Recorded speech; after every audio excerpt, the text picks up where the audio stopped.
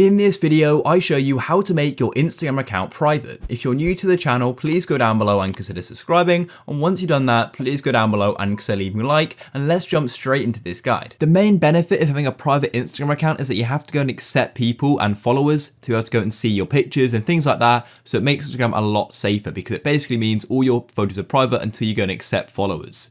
So let's go and show you how you can go and do this. So what you need to do is go to your Instagram profile, just like so, and then you need to go and tap on the three bars in the top right of Instagram, just like so, and then you need to go and tap on settings.